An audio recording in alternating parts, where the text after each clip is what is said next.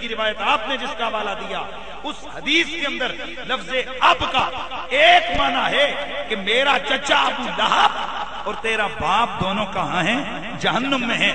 اور جو پہلا جواب ہے اس کا وہ یہ کہ یہ حدیث مسترب ہے، یہ راوی کو وہم ہوا ہے، یہ اس کے اپنے لفظ ہیں نبی والے، کیونکہ ابن ماجہ کی روایت میں ابھی کا لفظ نہیں ہے، وہاں صرف ابا کا فنار کے لفظ ہیں، جو اس بات کی تشریح اور تفصیل ہے کہ یہاں یہ ابھی والا لفظ ہی وہاں پر حدیث میں موجود نہیں ہے.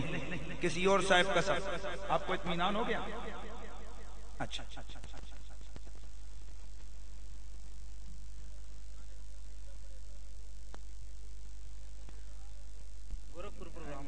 ٹھیک ہے، یہ کوئی بات تو نہیں، سوال کریں نا.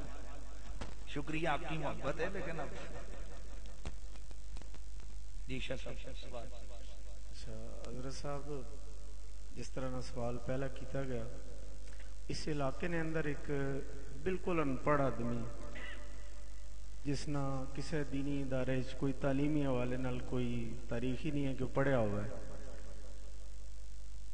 نہ کسی مدرسے نہ درسے نظامی کسی استاد کو نہیں بیٹھا، صرف مسلم شریف چاہ کے حضرت ابو طالب پر بھی رضی اللہ تعالی انہاں پر بھی یہی فتویٰ صادر کیتا، اور میری انہاں نال گفتگو بھی ہوئی. اس تو بعد میں علامہ عطا محمد بندیالوی صاحب کی جڑی کتاب ہے اور کچھ حوالہ بھی دیتا، تے یہ جڑا مسلم شریف پڑھ کے اور حدیث کی کتاباں چاہ کے لوگ پھرنے، اس نے بارے دسو بھی یہ حدیث شریف پیش کرنے سے بھی کوئی معیار ہونا.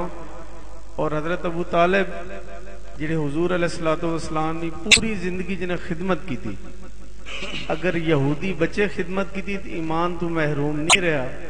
یہ وہ شخصیت ہے جنہیں پوری زندگی حضور علیہ الصلوۃ والسلام نے خدمت گزاری، تو وہ یہ پیش کرنے عوام وچ. اور بہت سارے لوگ انہوں نے نہ تو واقف ہو سن جڑے اسکول کلاس 4 حیثیت نال بھرتی ہوئے اور اج کل بڑے مبلغ ہیں اس علاقے میں، وہ یہ روایت پیش کر رہے ہیں. اور حضرت ابو طالب جیسی شخصیت بارے اعتراض کیتا ہے. پہلی بات تو یہ شاہ صاحب نے جو بات کہی ہے یہ ایک وبا ہے. میں نے جیسے آپ کو ابھی بتایا کہ قرآن پاک کا کوئی صرف لفظی ترجمہ پڑھ کے اور جتنے ان سارے آنے آ کے دوزخی وہ کہہ سکتا ہے کہ نہیں کہہ سکتا؟ بولو. لیکن آپ بھی سمجھتے ہو کہ اس قرآن کے معنی کو سمجھنے کے لیے علم کی ضرورت ہے. اسی طرح دوستو حدیث شریف جو ہے یہ قرآن کی تفسیر ہے، اور حدیث کو سمجھنا یہ بھی ایک عام ہر جنے کھنے کا کام نہیں ہے.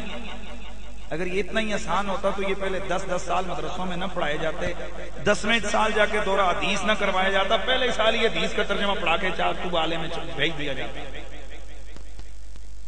اسی طرح کے کچھ جاہل ہیں جو صرف حدیث کی کتاب اٹھا کر کہتے ہیں کہ یہ دیکھو جی رفع یدین نبی پاک نے کی ہے، تم بھی کرو، اور لوگوں کو کتاب حدیث کی دکھاتے ہیں اور لوگ امپریس ہو جاتے ہیں، کہتے ہیں یار اللہ نے قسم میں آپ پہ اکھیاں نال پڑھے مسلم شریف وچ، میں آپ پہ اکھیاں نال پڑھے بخاری شریف وچ. حالانکہ قرآن مجید کے اندر 124 آیتیں ایسی ہیں کہ جن میں ہے کہ کافروں کے ساتھ نرمی برتو. کتنیاں؟ 124. کتنی آیتیں؟ 124 آیتیں ایسی ہیں کہ جن میں یہ موجود ہے کہ کیا کرو؟ کافروں پہ نرمی کرو. کہیں اللہ تعالیٰ فرماتے داؤم وتوکل علی اللہ، تو میرے ابھی بھی نہ چھوڑ، اللہ پہ بھروسہ کر. کہیں پہ اللہ تعالیٰ فرماتا ہے بس ان کو چھوڑ دے، ان کو اچھے طریقے سے نصیحت کر. یہ وہ وقت ہے کہ جب اسلام مغلوب ہے، جب نماز بھی چھپ کے پڑھی جاتی ہے، اس وقت اللہ نبی کو تربیت کر رہا ہے کہ تو ایسے ایسے ایسے کر. اور جب اسلام غالب آیا نا تو ایک ہی آیت نے آ کر پچھلی ساری آیتوں کا آرڈر منسوخ کر دیا. آیت آئی اور اللہ تعالیٰ نے فرمایا اخذوا وقتلوا تقتیلا، جتھے تھاون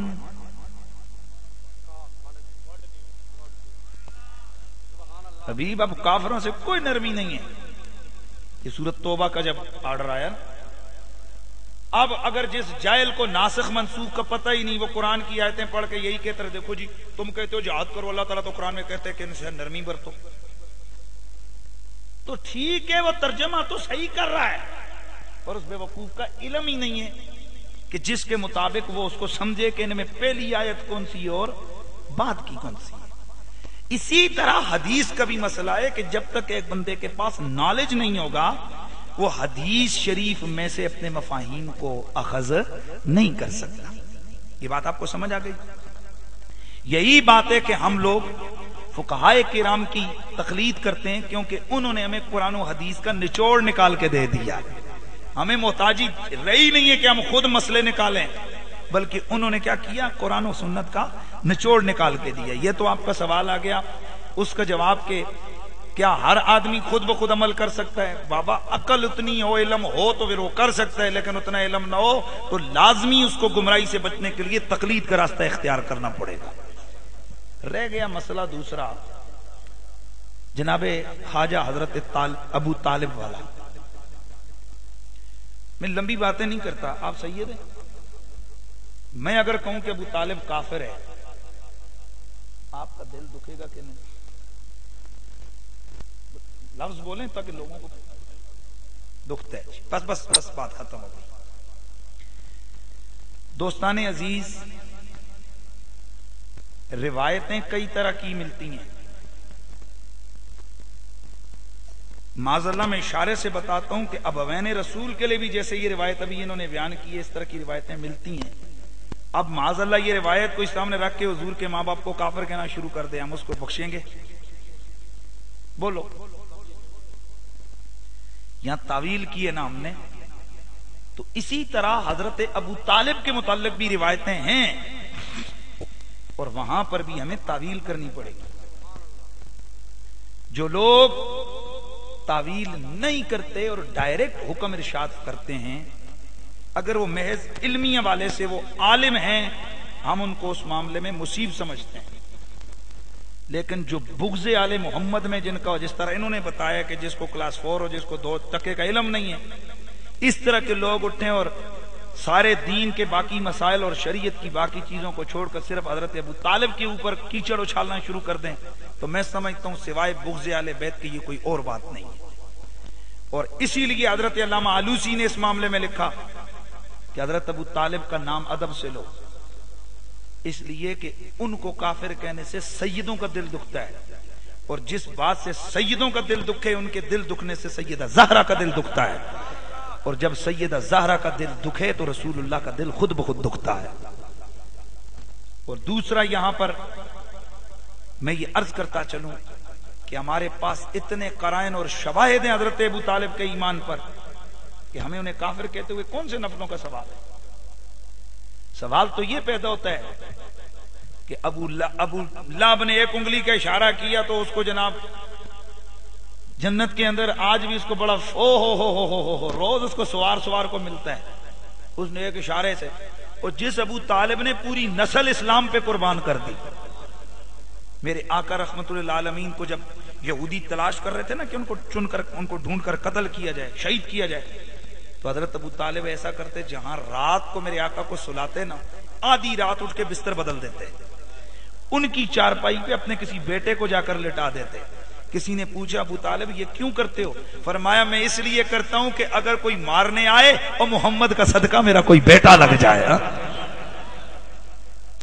اور جس کے وصال والے پورے سال کو میرا نبی عام الخزن قرار دے۔ تو میں سوال پوچھتا ہوں کہ کیا کافروں کے مرنے پہ نبی پاک سال پورا جو ہے نا غم منا رہا ہے؟ اور پھر بخاری کی حدیث ہے کہ ایک دن میرے آقا رحمت اللہ عالمین نے دعا کی اور حضور کی دعا سے بارش برس گئی، تو میرے آقا نے فرمایا ہائے کاش اگر آج میرا چچا ابو طالب ہوتا تو اس کی آنکھیں ٹھنڈی ہو جاتی۔ ہاں، اس کی آنکھیں ٹھنڈی ہو جاتی۔ کس چیز کو دیکھ کر؟ میرے نبی کا معجزہ دیکھ کر۔ تو معجزہ دیکھ کر مسلمان کی آنکھیں ٹھنڈی ہوتی ہیں، کافر کی آنکھیں ٹھنڈی نہیں ہوتی ہیں۔ پھر میرے آقا نے فرمایا وہ کوئی ہے جو مجھے وہ شعر سنائے جو میرے چچا نے میری نعت کے لکھے ہیں؟ وہ سب سے پہلا نعت خان میرے نبی کا ابو طالب ہے. آئے ہائے. تو حضرت علی کھڑے ہوئے اپنے باپ کے شعر پڑھے. عرض کیا سرکار آپ کی مراد وہ شعر ہیں یستسقى الغمام بوجهه سمال الیتامى عصمۃ للارامل؟ فرمایا ہاں ہاں. میرے چچا نے جب تک میرے آقا بچپن میں تھے نا تو مکے میں قحط پڑ گیا. حضرت ابو طالب میرے نبی کو لے کر گئے. جا کر کہا او مالکا اس گورے چہرے کے صدقے ہمیں بارش عطا فرما. سبحان اللہ کی آواز آئی. کائنات کے مالک تیری بارگاہ میں یہ سونا اپنا حبیب اپنا بھتیجا محمد دے کے آیا ہوں. اگر اس کا تیری بارگاہ میں کوئی مقام ہے تو بارش عطا فرما. اللہ اکبر. ابھی ہاتھ نیچے نہیں آئے تھے کہ رحمت کی برکھا برسنے لگ گئی. سیراب ہو گیا پورا مکہ. فصلیں کھل اٹھی, جانور تر و تازہ ہو گئے. تو وہاں حضرت ابو طالب نے میرے نبی کی نعت لکھی جس میں ایک شعر یہ ہے وَيُسْتَسْقَى الْغَمَامُ بِوَجْهِهِ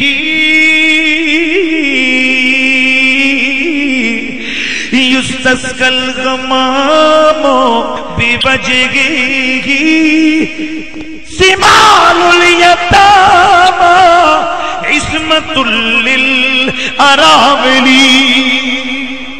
اور یہ اتنا سوڑے چہرے والا میرا محمد ہے جس کی یہ شانیں گئے کہ اس کے چہرے کا وسیلہ دے کر بارش مانگی جاتی ہے.